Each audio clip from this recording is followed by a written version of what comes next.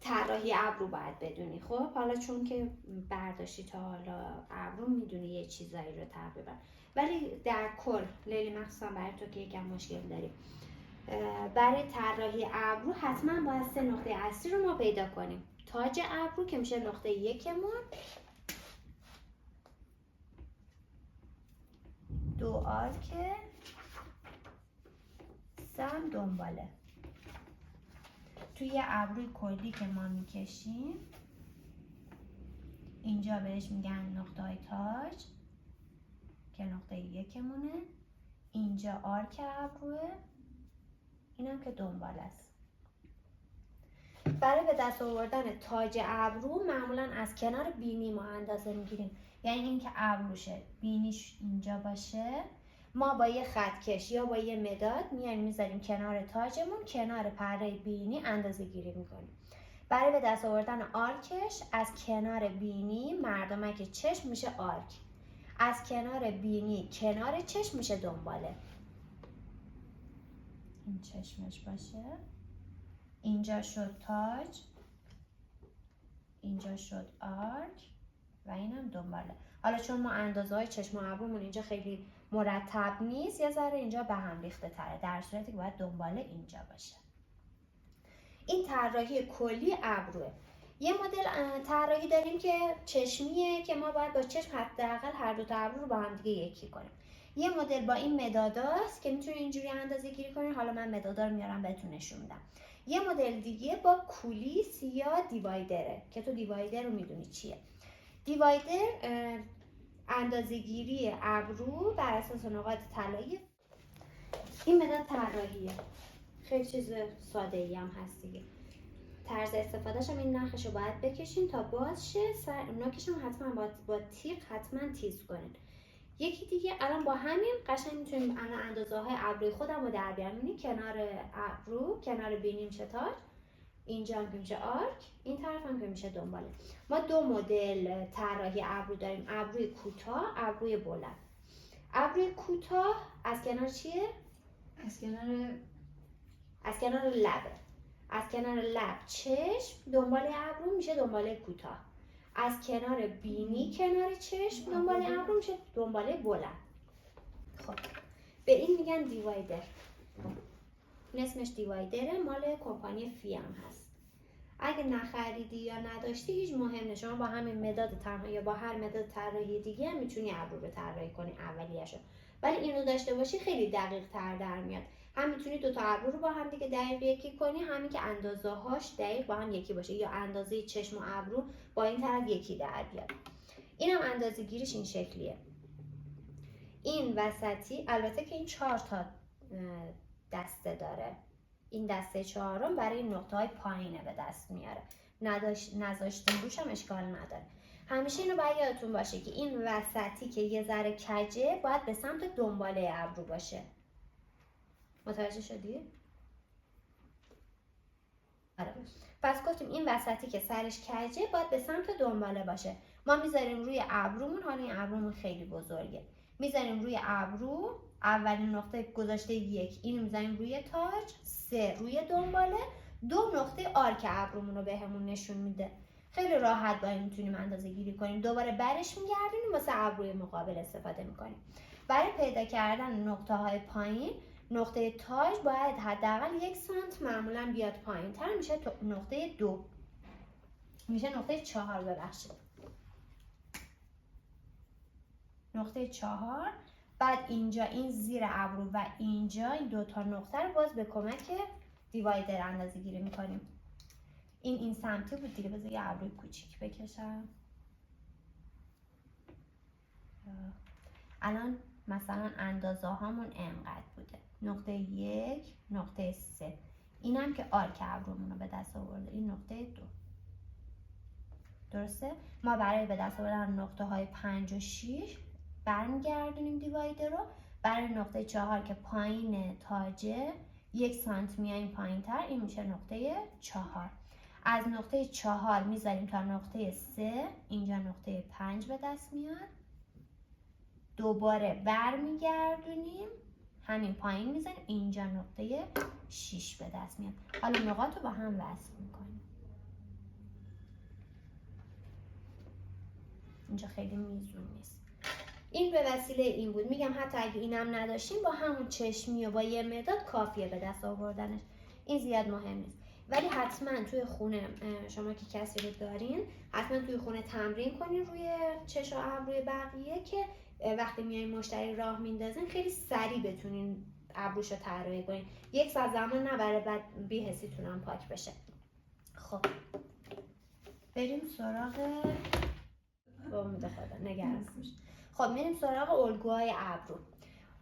آسون ترین و اولین الگویی که شما باید داشته باشین اسپایل.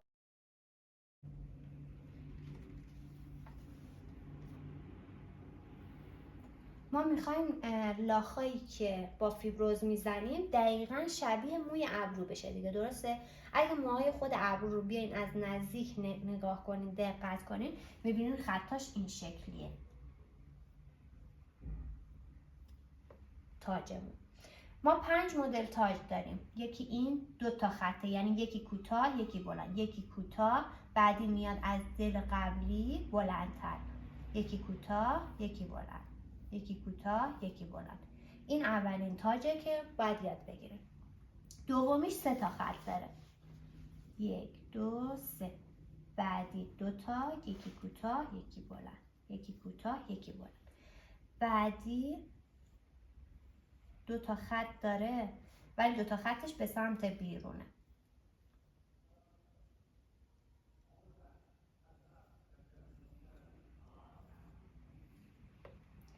بعدی 3 تا خط به سمت بیرون داره.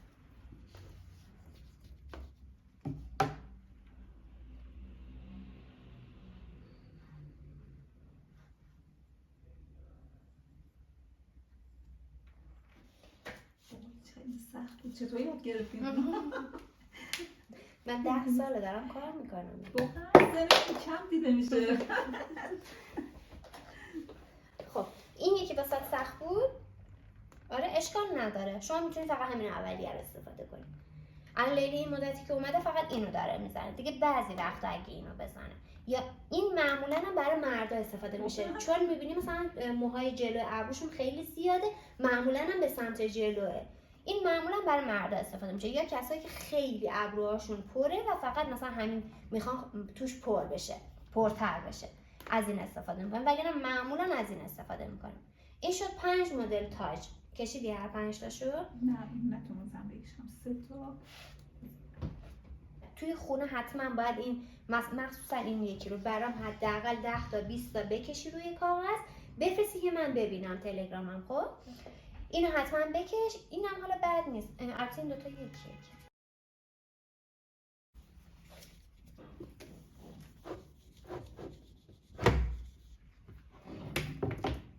خب 4 مدل تاج رو حتما باید تمرین کنی. حالا این 2 تای پایین تمرین نکردیم اصلا مهم نیست.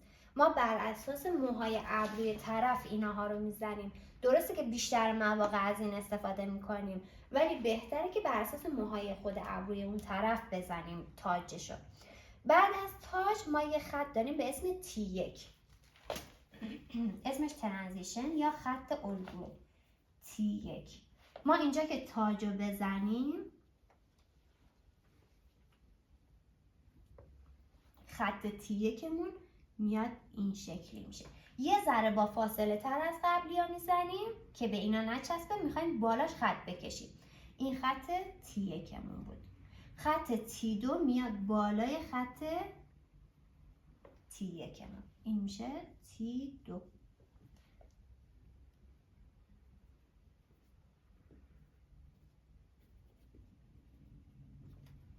خط T3 میاد از بالای T2. اینا رو که یادته دیگه.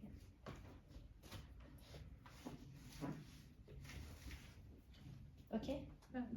حالا بقیه‌شو میزنیم. بقیه خطای پایین بر اساس خط T1مونه.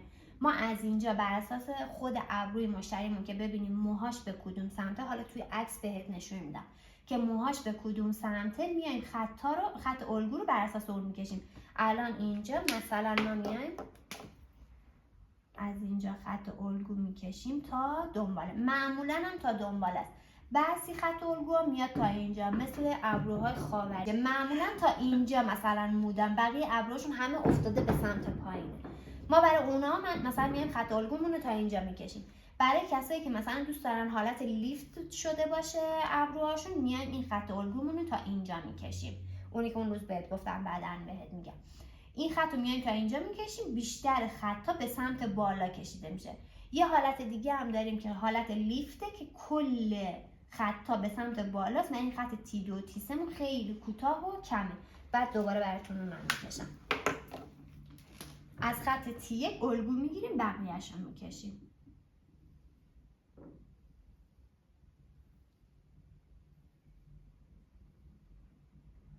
میریم تا دنباله. آخرین خطا معمولا روی خط میافته. خطای بالا رو بر اساس تیسه از روی خط یه ذره میکشیم، میاریم میخوابونیم روی پایینی هم.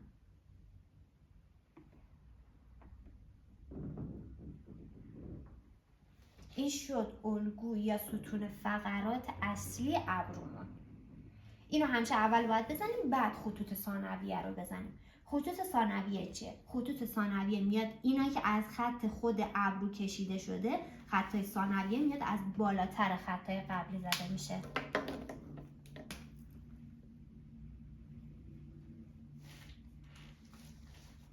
ولی میاد مماس میشه و ازش رد میشه.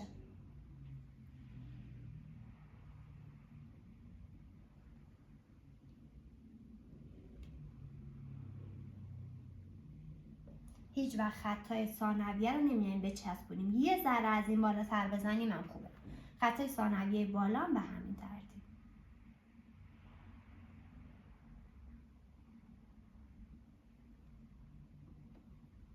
معمولا خطای اولیه و ثانویه با هم مماس میشن. هیچ وقت اینجوری همدیگر ضرب در نمیزنن.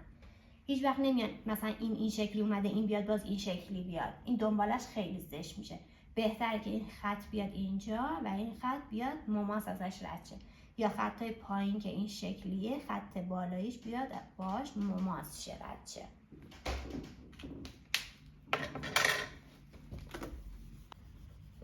این خط رو تو ابروی مشتری وقتی میزنیم چیز میشه که پرموی چطوری میفهمیم؟ نه دیگه، معمولا که همه ابروها پرمو نیست دیگه. معمولا ما ایرانی‌ها تاجمون خالیه، پس ما باید تاج رو خیلی کار کنیم. خیلی مهمه واسه مهمترینش تاجه.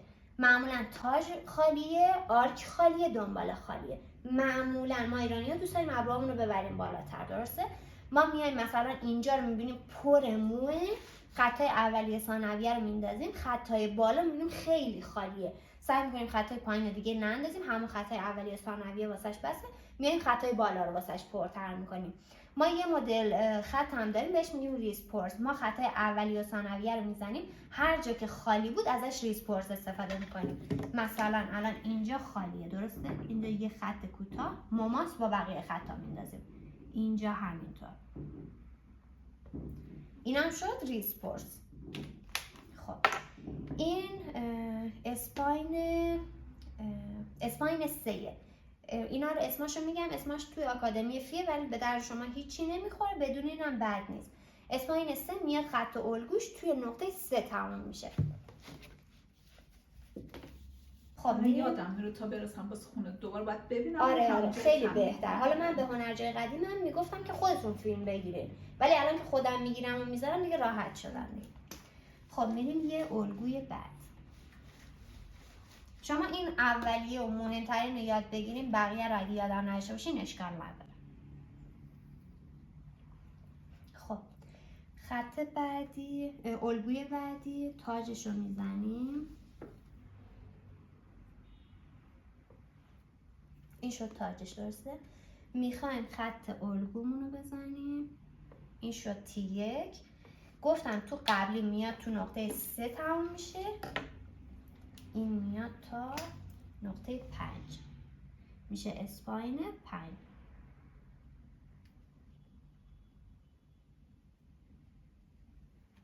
برای آدمایی که ابروهاشون خیلی افتاده است، دقیقا مثل قبلی همه خطا رو واسش میکشیم. با این تفاوت که اونجا خطا توی دنباله میرفت، اینجا توی قوس ابرو میخوابه. خطای T2 رو و T3.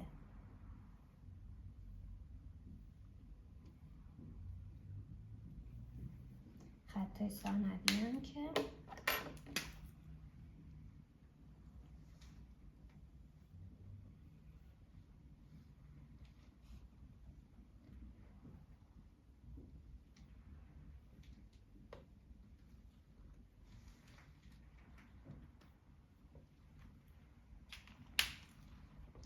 یه مدل ابروی دیگه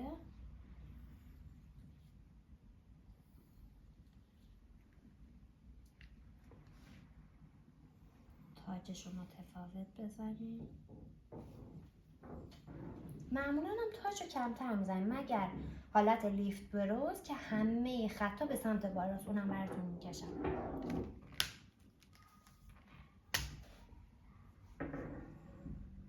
این خط الگومون میاد تا آرک ابرو.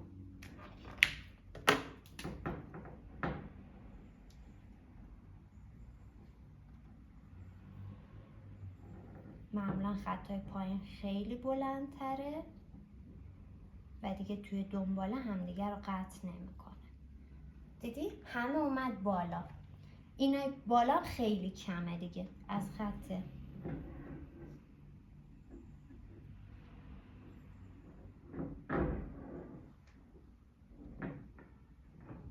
معمولا خطوط به حالت کشیده تره. این دیگه توی دنباله اصلا نداریم اگر خواستیم اون شکلی بزنیم. معمولا همین اولیه رو میزنم، ولی شما هر کدوم که دوست داشتید بزنید.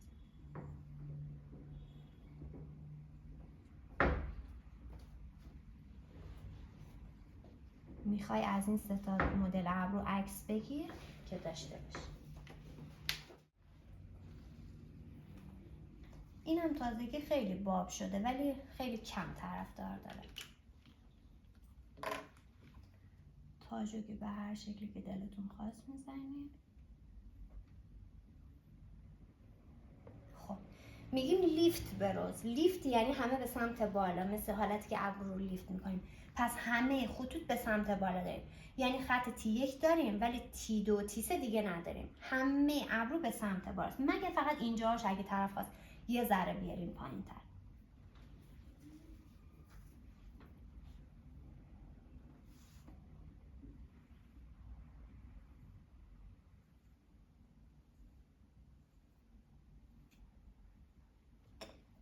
خطای ثانوی هم به همیشه.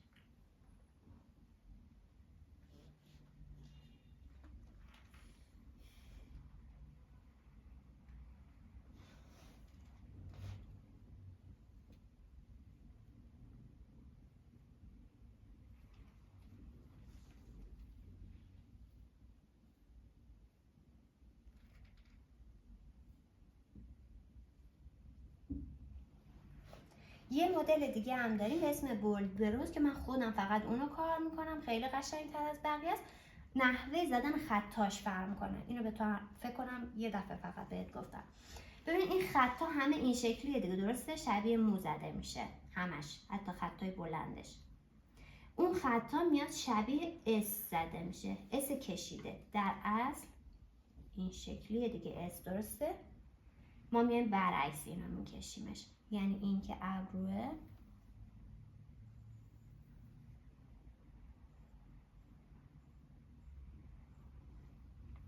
ما میایم خط الگومون رو این شکلی میکشیم.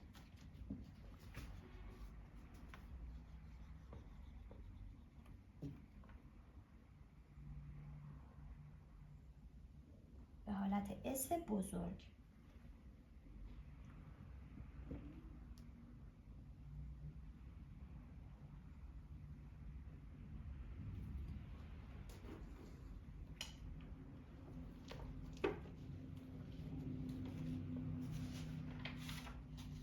میخوای اینو بنویسی؟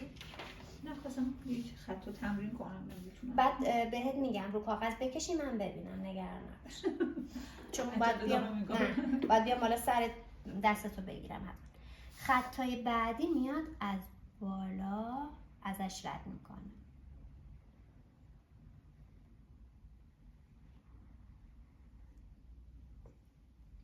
میبینی چقدر خوشگل تره تا این؟ قشنگ مثل قوس خود ابرو زده میشه. خطای بالایی هم که فرقی نمیکنه.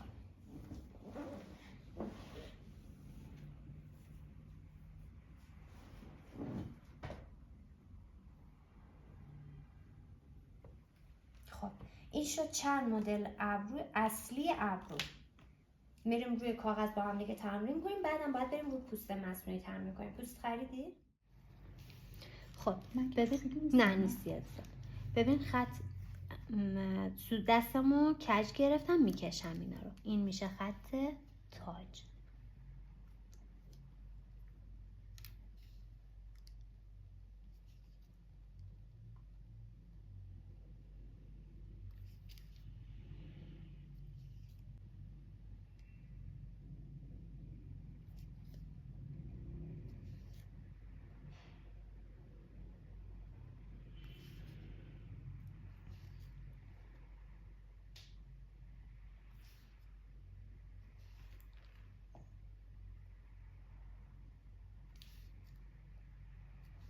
دارم بزرگتر از خط الگو میکشم که متوجه شین قشنگ خطا کجاست.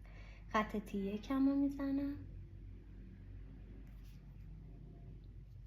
خط تی دو،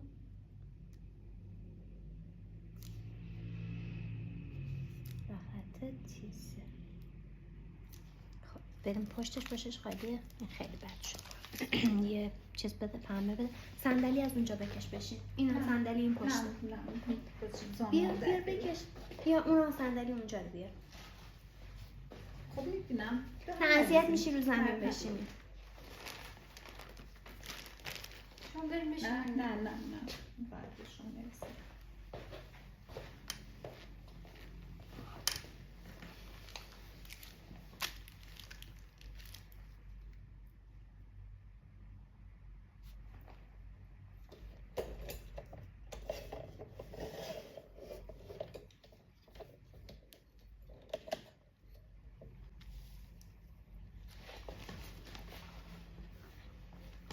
دوباره فقط گوشه رو میزنیم، شروع میکنیم خط تاج.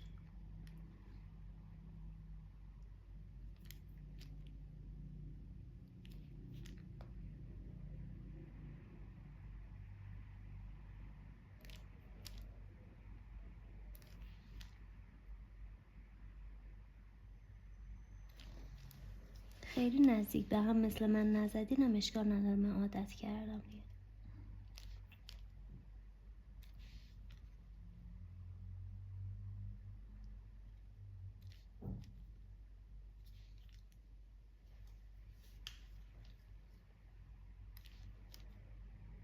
خط تی یک،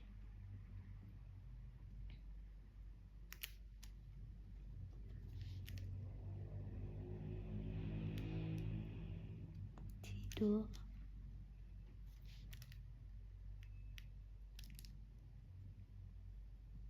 تی سه. مدادم مداد شما بفرست. الگو رو میکشیم تا دنبال.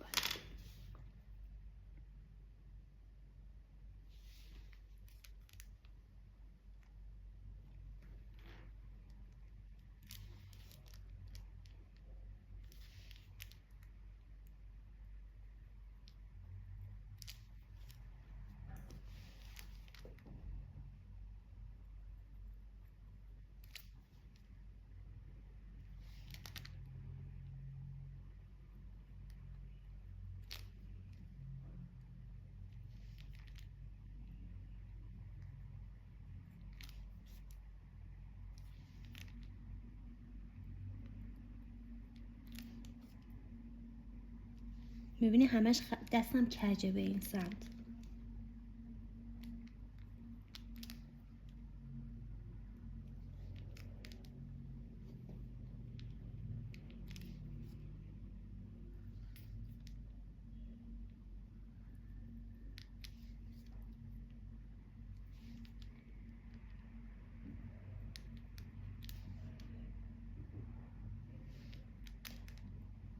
هر سوالی دارین همین الان بپرسن.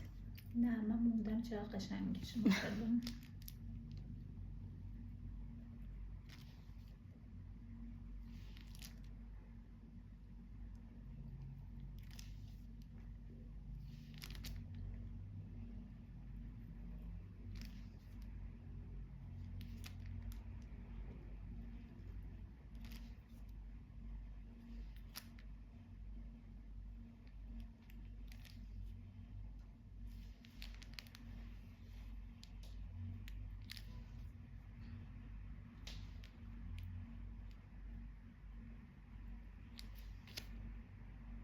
خطای اولیه رو زدم، حالا خطای ثانویه.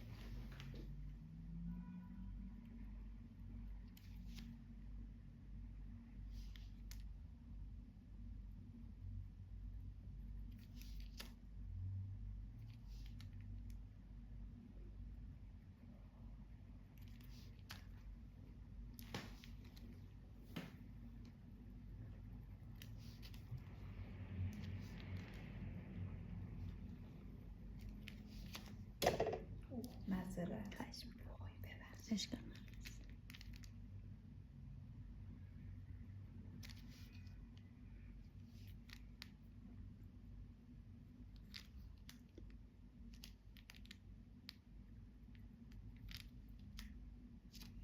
با هر خطم باید رنگ برداریم. حالا من اینقدر تون تون کشیدم.